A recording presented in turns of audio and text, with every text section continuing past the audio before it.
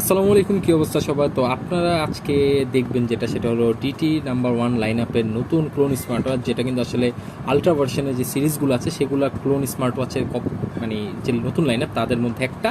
আমরা normally HW8 ultra review করেছি এবং আজকে নিয়ে আসলাম এটার আনবক্সিং এবং ফার্স্ট ইমপ্রেশন।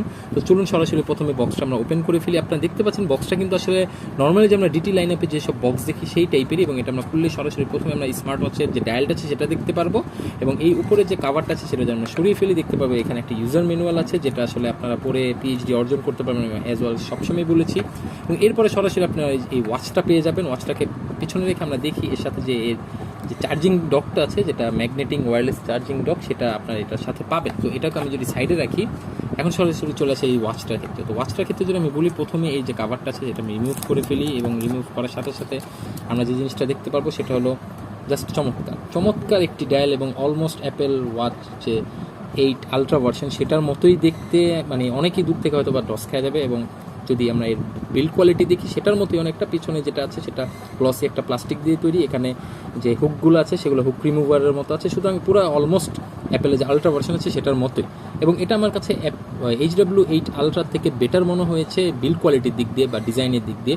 এবং এটা যদি আমি এখন অন করার সাথে সাথে দেখতে পাবো হ্যালো লেখা উঠেছে, এবং হ্যালো লেখা ওঠার সাথে সাথে দেখুন ডিসপ্লেটা কিন্তু বেশ চমৎকার, আমার কাছে বেশ শার্প মনে হয়েছে। আমি উইলটা যদি ঘুরাই তাহলে দেখতে পাবো যে ডিসপ্লেটা বিভিন্ন ওয়াচ ফেসেস যেগুলো আছে চেঞ্জ হচ্ছে, এবং আমার কাছে বেশ ভালোই লেগেছে।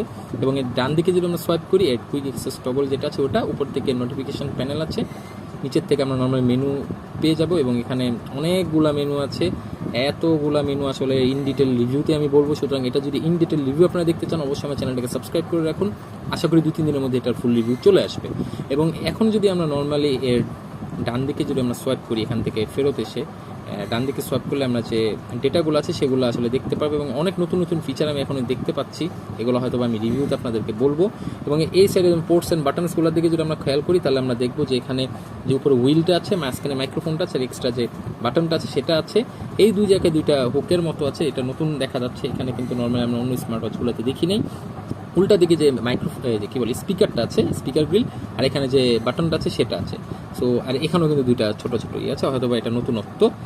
ওভারঅলি আমি যদি স্ট্র্যাপের কোয়ালিটি বলি, স্ট্র্যাপের কোয়ালিটি আমার কাছে খুব একটা আহামরি ভালো লাগে না, খুব একটা আহামরি খারাপও লাগে না। নতুন দেওয়ার ট্রাই করেছে, বাট ওই যে সেই অরেঞ্জ কালারের স্ট্র্যাপ দিতেই হবে, বাট একটু অন্য টাইপের স্ট্র্যাপ দিয়েছে। এর সিলিকন মেড স্ট্র্যাপটা কিন্তু যথেষ্ট পরিমাণে ভালো, এর বিল্ড কোয়ালিটি আমাদের কাছে বেশ চমৎকার লেগেছে, বেশ শক্তপোক্ত, এবং খুব সহজেই হয়তো নষ্ট হবে না, বাট ওভারঅলি ইউজ করলে বোঝা যাবে, এবং ফুল রিভিউতে আপনি এই ব্যাপারটা জানতে পারবেন। তো পিছনে কিছু সেন্সর আছে, সেগুলোকে আসলে অরিজিনাল সেন্সর নাকি মিথ্যা সেন্সর সেটা আমরা পরেই জানতে পারবো। সো আজকে আমার ভিডিও পর্যন্ত। আমার ভিডিওটি যদি ভালো লেগে থাকে অবশ্যই ভিডিওটিতে লাইক দিয়ে এবং চ্যানেলটাকে সাবস্ক্রাইব করে আমার পাশেই থাকুন, কারণ খুব তাড়াতাড়ি এই ডিটি লাইন আপের যে নতুন আলট্রা ভার্সনের যে ক্লোনটা আছে সেটা রিভিউ পেয়ে যাবেন। তো সবাই ভালো থাকবেন, সুস্থ থাকবেন, আল্লাহ হাফেজ।